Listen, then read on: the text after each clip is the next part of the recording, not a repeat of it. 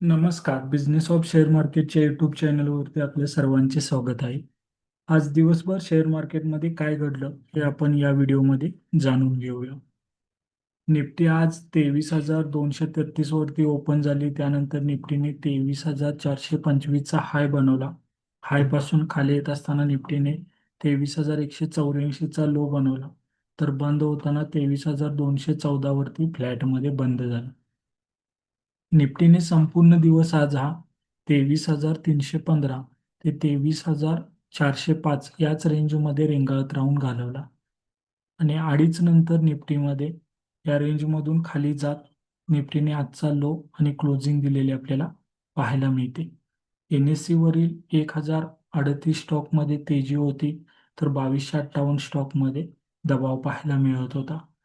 सुरुवातीला हे चित्र अगदी अपोजिट होतं. जसजसा दिवस पुढे गेला तसतसं चित्र वेगळे आपल्याला दिसून आले. NSE वरील 57 स्टॉकना अप्पर सर्किट लागले, तर 92 स्टॉकना लोअर सर्किट लागले. 97 स्टॉकला अप्पर सर्किट लागले, तर 92 स्टॉकला लोअर सर्किट लागले. निफ्टी 50 मधील 31 स्टॉकमध्ये आपल्याला दबाव दिसून येत होता, तर 19 स्टॉकमध्ये तेजी पाहायला मिळत होती. आज निफ्टीतील सर्वात जास्त वाढलेले stock Nestle, Hindustan Unilever, Axis bank, Kotak bank व ICICI बँक. तर दुसरीकडे निफ्टीतील सर्वात जास्त पडलेले stock Hindalco, coal India, Infosys, ONGC आणि झोमॅटो. मागील काही दिवस जर आपण पाहिले तर ONGC मध्ये आणि झोमॅटोमध्ये आपल्याला एकसारखा दबाव पाहायला मिळत आहे.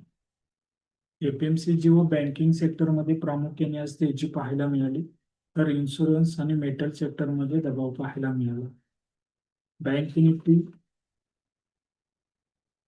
55,110 वरती ओपन झाली. त्यानंतर बँक निफ्टीने 55,555चा हाय बनवला. हाय पासून खाली 55,026चा लो बनवला.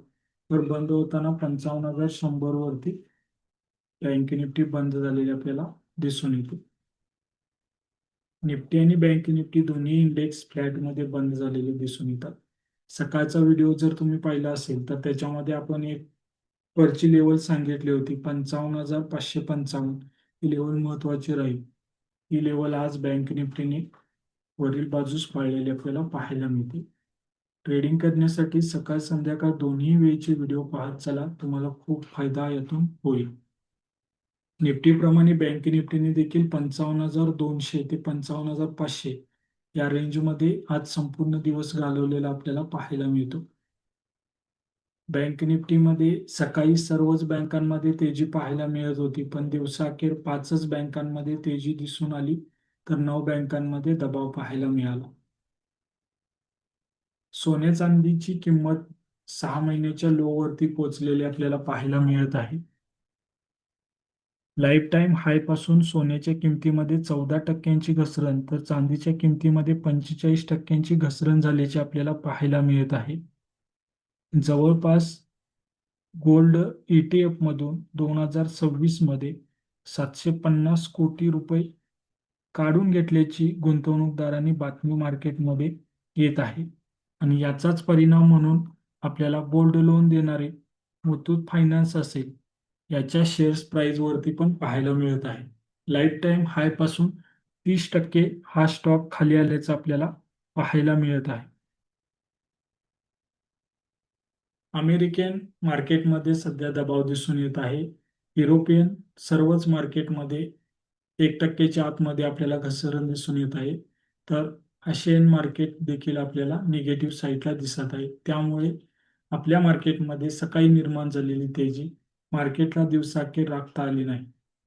मेटा सोबत रिलायन्सने AI संदर्भात करार केल्याची बातमी मार्केटमध्ये आली आणि सुरुवातीच्या अर्ध्या तासामध्ये रिलायन्समध्ये शानदार तेजी पाहायला मिळाली, पण दिवसाअखेर ही तेजी रिलायन्समध्ये राहिलेली दिसून आली नाही. 1,300 वरून रिलायन्सची घसरण आपल्याला दिसून आल्याने कालच्या लोच्या जवळपासच आजचा लो रिलायन्सने बनवलेला आपल्याला पाहायला मिळाला. कच्च्या तेलाची किंमत ही 7 आठवड्यांच्या लो वरती पोहोचल्याची दिसून येते. आता सध्या लाईव्ह मार्केटमध्ये $91 ते $92 आसपास आपल्याला क्रूड ऑइलची किंमत दिसून येत आहे. मागील काही दिवस अदानी ग्रुपमध्ये शानदार तेजी दिसून येत होती. आज याही ग्रुपमध्ये आपल्याला प्रॉफिट बुकिंग पाहायला मिळाली. उद्या सेन्सेक्सची विकली एक्सपायरी असेल. सेन्सेक्सने देखील आज 74,200 ते 74,500 या रेंजमध्ये संपूर्ण दिवस घालवलेला आपल्याला पाहायला मिळतो.